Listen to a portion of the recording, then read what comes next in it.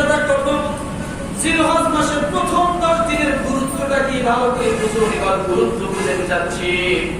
জিলহজ মাসের গুরুত্ব কি? জিলহজ মাসের 1 নাম্বার গুরুত্ব হলো জিলহজ মাস হলো আল্লাহর মাস। আওয়াজ দেন সুবহানাল্লাহ। বললেন না কে কে? জিলহজ মাস কার মাস? কার মাস?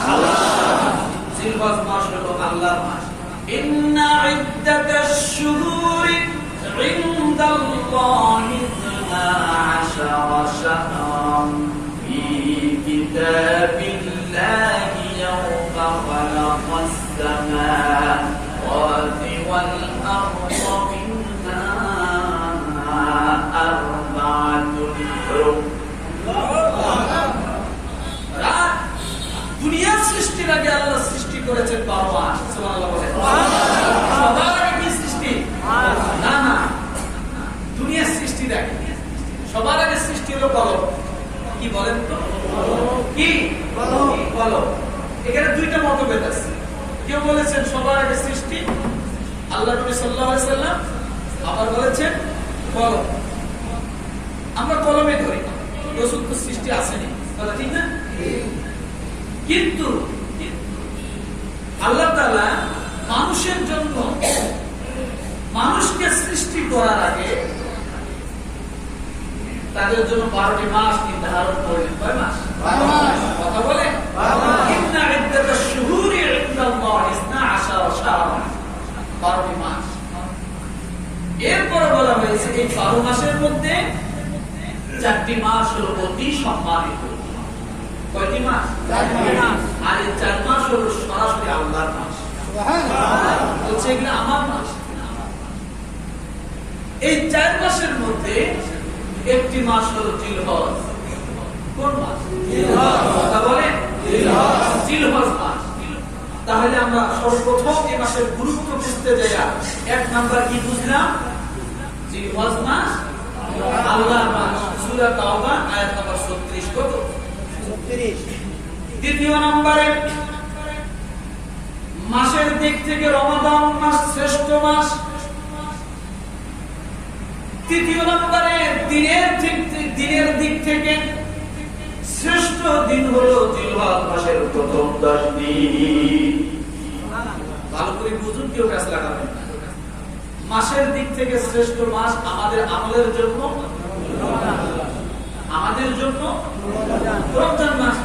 নফল আমল করলে ফরজের সওয়াব। এই জন্য মাসের দিক থেকে আমাদের জন্য শ্রেষ্ঠ মাস কোনটা? রমাদান।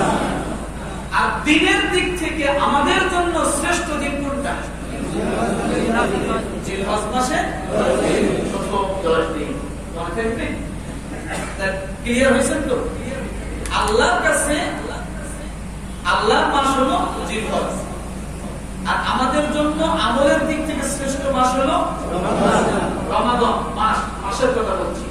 আর দিনের দিক থেকে শ্রেষ্ঠ দিন জিলহজ মাসের প্রথম 10 দিন। পাঠপাঠ বুঝে নেন আমার ভাইয়েরা। চতুর্থ নাম্বার গুরুত্বটা, দুনিয়ার মধ্যে শ্রেষ্ঠ দিন হলো জিলহজ মাসের প্রথম 10 দিন। এবার দুনিয়ার মধ্যে, মানুষের মধ্যে আর থাকলো না, দুনিয়ার মধ্যে শ্রেষ্ঠ 10টি দিন হলো জিলহজ মাসের প্রথম 10 দিন। 5 নাম্বার গুরুত্ব, জিলহজ মাসে বছরের শ্রেষ্ঠ 10টি রাতের মধ্যে শ্রেষ্ঠ রাত হলো জিলহজ মাসের প্রথম 10 রাত। জিলহজ মাসে বলেন বছরের শ্রেষ্ঠ 10টি রাত হলো জিলহজ মাসের প্রথম 10টি রাত।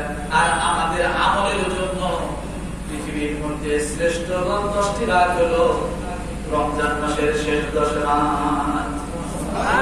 দুনিয়ার দিক থেকে শ্রেষ্ঠ রাত হলো জিলহজের প্রথম 10 রাত। আর আমাদের জন্য শ্রেষ্ঠ রাত হলো রমজানের শেষ 10 রাত। বুঝতে কষ্ট হচ্ছে নাকি? আমার ভাইয়া